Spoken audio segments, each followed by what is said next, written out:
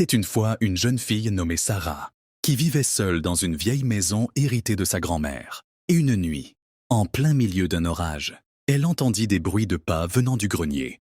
Pourtant, elle savait qu'elle était seule, ou du moins, elle le croyait. Elle prit son courage à deux mains, alluma une bougie et monta lentement les escaliers du grenier.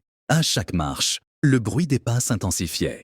Quand elle ouvrit la porte, elle découvrit une vieille chaise à bascule qui se balançait toute seule. Sur la chaise, un vieux miroir poussiéreux. Quand Sarah regarda dans le miroir, elle vit une silhouette derrière elle. Mais en se retournant, il n'y avait rien. Paniquée, elle descendit en courant, mais une voix glaciale chuchota dans son oreille. « Tu ne peux pas fuir, Sarah. Tu es déjà à moi. » Depuis cette nuit, personne n'a plus jamais entendu parler de Sarah. On dit que si tu regardes un miroir à 3 heures du matin, tu pourrais voir son visage, figé dans une expression de terreur. Abonne-toi, avant que Sarah ne vienne te chercher. Dans un petit village isolé, une vieille maison abandonnée se dressait au sommet d'une colline. On racontait que personne n'y avait vécu depuis des décennies, à cause d'étranges phénomènes. Lila, une jeune journaliste à la recherche d'histoire, décida d'y passer la nuit pour percer ce mystère. Elle entra à la tombée de la nuit, munie d'une lampe torche. L'intérieur était couvert de poussière, et chaque pas résonnait dans un silence oppressant. Elle installa son matériel et s'assit dans le salon, guettant le moindre bruit.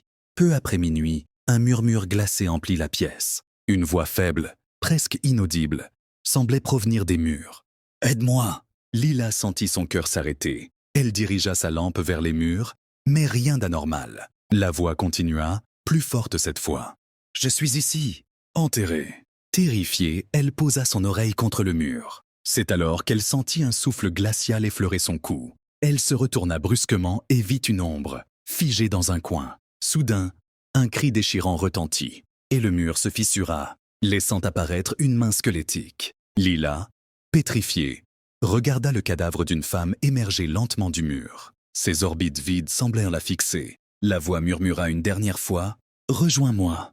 Lila hurla et tenta de fuir, mais la porte s'était refermée d'elle-même.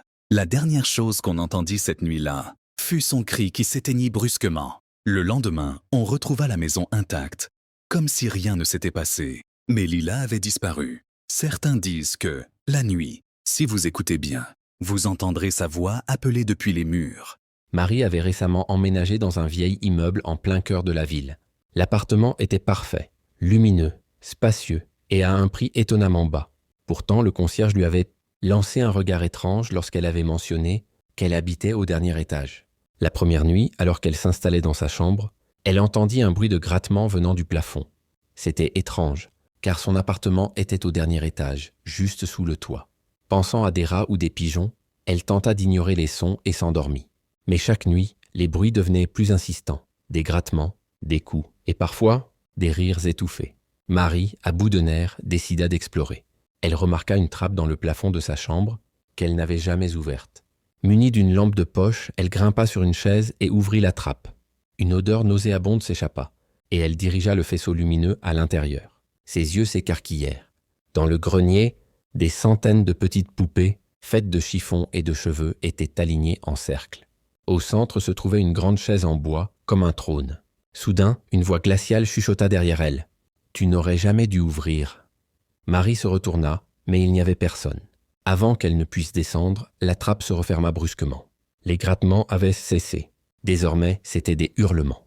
Le lendemain, la chambre au dernier étage était vide. Mais si l'on écoute attentivement, on peut encore entendre des rires étouffés.